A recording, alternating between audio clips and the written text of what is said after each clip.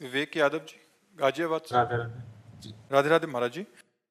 महाराज जी, परीक्षा में कुछ असफलताओं के बाद मन व्यथित रहता है। एक तरफ लगता है कि मैं कहीं अपने साथियों से पीछे छूटता जा रहा हूं, दूसरी तरफ लगता है अगर सफल नहीं हुआ तो मेरा क्या होगा। महाराज जी, ऐसे में महाराज जी मेरा मार्गदर्शन करें कि हाँ मैं बिल्कुल, कैसे। ये नई अवस्था में ये सोच तो होती है।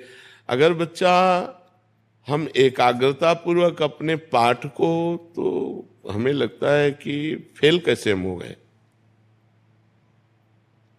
आपके ग्रंथ इतने बड़े बड़े नहीं, हमारे ग्रंथ इतने मोटे मोटे हैं।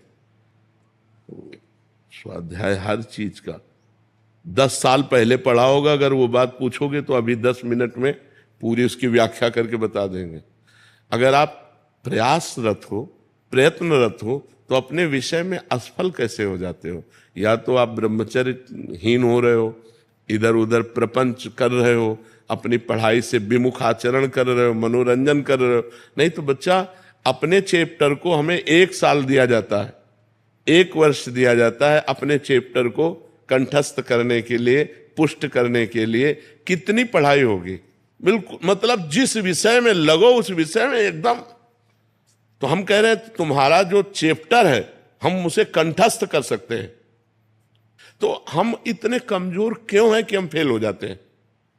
अगर ये हो कि भाई टीचर कोई पक्षपात करता है तो बात अलग है, नहीं तो हम फेल क्यों हो जाते हैं।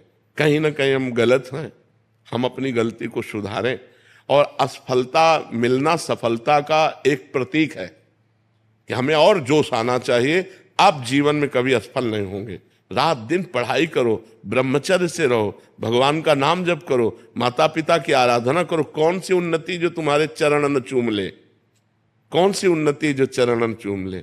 इसलिए हमें तो लगता है कि हम अपने धर्म ग्रंथों को ऐसे याद किए हैं जैसे काका गागा नहीं याद किया जाता, ऐसे याद। उठते बैठते चलते फिरते जो पद है, पूरी 84 जी, पूरा सुधानिधि जी, पूरी सेवकवाणी, पूरी स्फुटवाणी, उसे जिस विषय में लगे तो अपने विषय में लगे। जिस विषय में लगे तो एकदम लगे। तो आप फेल कैसे हो गए। अपने विषय का ज्ञान आपको क्यों नहीं है। ऐसा तो कोई चैप्टर प्रश्न दिया नहीं जाता जो क्लास का ना हो। मान लो आप 12वीं में हैं तो 12वीं के क्लास के अंतर्गत ही आपको दिया जाएगा। ऐसा नहीं है कि आपको आगे का दिया जाए। आप जितनी क्लास में पहुंचते जाएंगे योग्यता, उतना ही आपको प्रश्न दिया जाएगा। तो हमको अपने चैप्टर को घुस करके घुन की तरह लगना चाहिए। जैसे गेहूं में घुन लग जाता है ना, पूरा खोखला कर देता है, ऐसे में अपने चैप्टर में लग करके पूरे चैप्टर को अपने माइंड पे बैठा लेना चाहिए। हमारा माइंड बहुत विस्तार से है, अनंत जन्मों के संस्कार भरे हुए हैं। छोटी सी चिप में मन की अनंत जन्मों के, तो ये सब पूरा आपको भर लेना चाहिए। कहीं ना कहीं आप प्रमाद कर रहे हैं, कहीं ना कहीं आप त्रुटि कर रहे हैं, उसको संभालिए। नहीं तो ये निराशा ऐसी बढ़ जाएगी कि जीना मुश्किल हो जाएगा।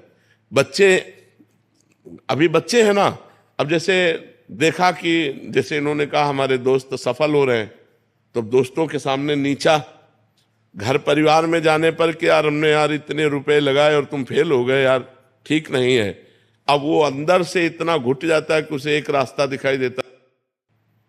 ऐसे कोटा में बहुत से बच्चे जो करते हैं, उसका कारण है कि उनको एक रास्ता नजर आता है कि अब मित्रों में कैसे जाऊं और घर के परिवार वालों को कैसे मुंह दिखाऊं। हर जगह ये आता है कि फेल फेल फेल, तो इससे अच्छा है कि हम कर लेते।